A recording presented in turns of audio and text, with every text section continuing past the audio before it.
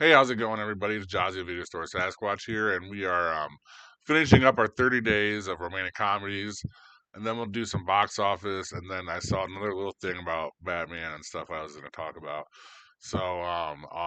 We'll start with the romantic comedies. We had 30 days of them. We did this with horror movies. We did it with Christmas movies. We did a little bit with president movies, not as long. We're gonna continue like finding little things to do throughout the years to do it. um, the next one, like I said, will probably be about wrestling, maybe wrestlers at least, maybe for WrestleMania. I don't know. It'll be a couple weeks before we do it again. But this is the last 2 days of it. It was Thursday, the 29th day. Pretty Woman, directed by Gary Marshall, starring Richard Gere, Julia Roberts, Jason Alexander, Laura San Giacomo. Edward, a rich entrepreneur, hires Vivian, a prostitute, to accompany him to a few social events. Trouble ensues when he falls in love with her, and they try to bridge a gap between their worlds. This is like another one of those. I use this show as an excuse to go ahead and watch some of these movies, like Sleepless in Seattle, and they're just I kept talking about it. When this is the first one I saw it. This is the first time I saw this movie.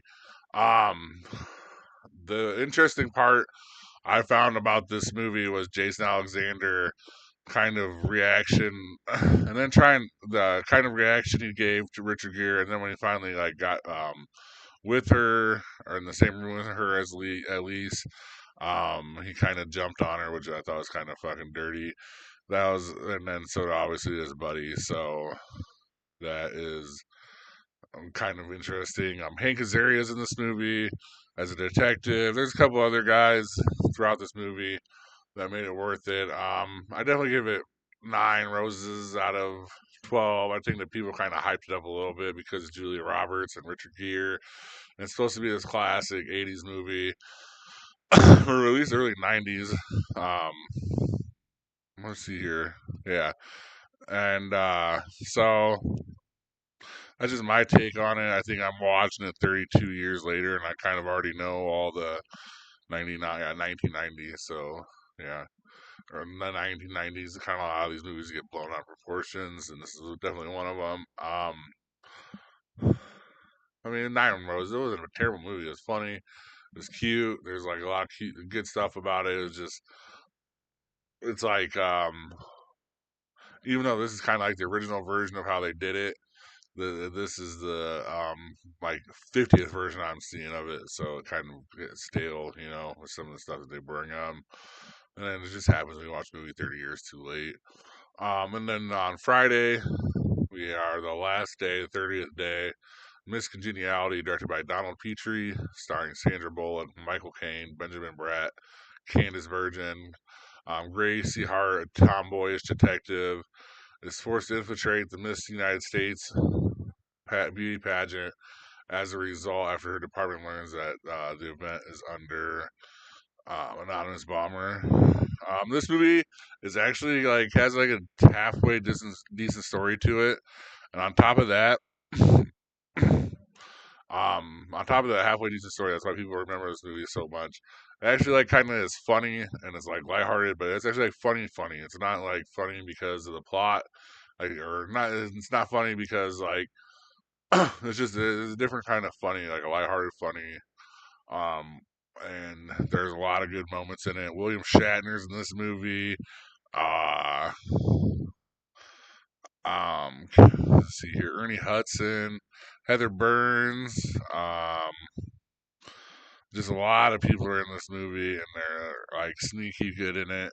And there's just a lot of good, like sneaky little jokes in there that, like, if you're kind of listening and watching, and kind of laugh about it. It had good pacing and just a good all around movie. This is actually one of my probably favorites on the list. Is kind of like the last one I put on there for a reason because I was like just done thinking of movies. I was like, I was putting Miss Congeniality on it because I saw it on a bunch of lists. So definitely a favorite here. We'll go 12 roses for sure to end out the month. A dozen roses to end out the month. It was a fun, interesting month here. The kind of good cap off here with Miss Congeniality. We kind of forgot. We kind of forgot a couple people though. We forgot a bunch of Cameron Diaz movies. We didn't get a Jennifer Lawrence movie in there. Um, Trying to think who else. But we missed a couple of males. I mean, we just kind of missed some of the people when I was thinking about it. And, it happens. We're trying to do 30 days, and we're trying to get as many different topics in there and different movies in there, but still kind of like group them together. It kind of happens. Plus, we're just trying to give you a taste and of what I like and like what I'm gonna like and stuff like this. So it's kind of like to go back because these are all movies that people pretty much have all probably seen a bunch of, except for maybe like a handful of them were a little bit like on the nose. With like the new one with Ashton Kutcher and Reese Witherspoon and a couple other ones that were maybe like a little underground, like Mr. Right and stuff like that. But most of these everyone's seen, so they all have an opinion on it. And you hear my opinion on it, and then you can decide like if we're compatible, so you can go on. That's just why we're doing that here. Plus, it's just fun to go back and watch some old movies sometimes. And we have the box office for February 28th to the 2nd. Captain America reigns strong, supreme, the big daddy of it all, with 14.9 million. So it went from 88 million to 28 million to 14.9 million. So that's kind of the 28 into 14 is more of like a steady drop off, and then 161.1 million dollars total. Probably gonna break 250. I could see doing it. Yeah, it might not break. I'd say break 200 for sure before it gets into the prime. We'll see what's going on here, but it's a 3 week run here for Captain America. And second one was Last Breath, which came out at $7.9 million total. That is what I guessed Riff Raff would be at. It was at 900,000, so I was wrong. Yeah, I mean, that's what happens. It's hard to guess with these, especially because I didn't think about that Riff Raff might have been like a limited release, and I think it was. So I think that was kind of the problem too. But definitely, guys, go out and see these movies that are coming out. We got some bangers coming out this next month. I'm looking forward to Mickey 17 this week. Um, and I think there's a couple more after that. Leading the Thunderbolts coming around in May. I think the first week of May. Yeah, there's a couple. I mean, there's more in between Thunderbolts and here, but they're mostly horror movies. Just interesting here. Okay, and then we were talking about Batman and Robert Pattinson. Kind of funny that I was talking about it, and then I look out.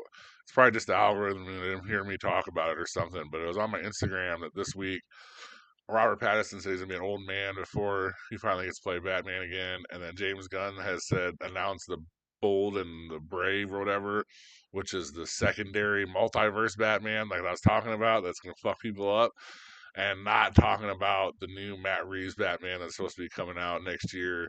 It's gonna be interesting because I think James Gunn's trying to play big dick here, and he's gonna fuck over Matt Reeves and that Batman. I don't think we're gonna get the sequel to it, honestly. And I think the more I think about it, like that Clayface is probably gonna be the Bold and Brave Batman. It's not gonna have anything to do with the Penguin Batman. We might get another season of Penguin. We might not. I don't know, but it might be just run the Penguin for the rest of that Batman saga, just because James Reeves wants a different situation between that. Honestly, I think it's crazy. I think that I mean, he's the head of the studio. He's trying to like make sure everything's right on point, and like they're gonna have continuity,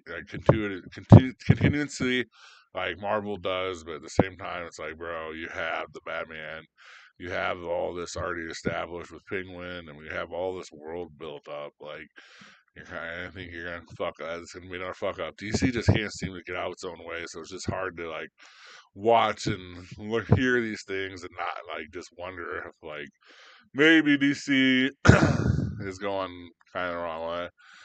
So yeah, there were two announcements this week over that Batman. The first one was Robert Pattinson said, "I'm gonna be an old man before I finally get to play Batman again," and the second one was um, James Gunn announcing the Bold and the Brave Batman, which is going to be a separate multiverse Batman. And I forget who's casted for it. I don't even know if they've casted for it or what or not. I think that they had something, but it's just I think some of them get mixed up. But I think that that Bold and Brave one's supposed to be Mr. Freeze 2, or maybe the Batman with Matt Reeves. See, I'm already getting mixed up just reading about it. So just imagine how people are going to feel when the movies are coming out. So it's just something to think about there. I just kind of like a funny, like, why can't DC get out of its way? It has the good stories, it has the good characters. It's just, it seems like whatever movie department, whoever's running it, just can't get out of its own way. So interesting stuff here for me, at least. Let me know what you guys think about it in the comments, and please have a good rest of your day. And thank you very much for or day or night. And thank you very much for watching. And please like, subscribe.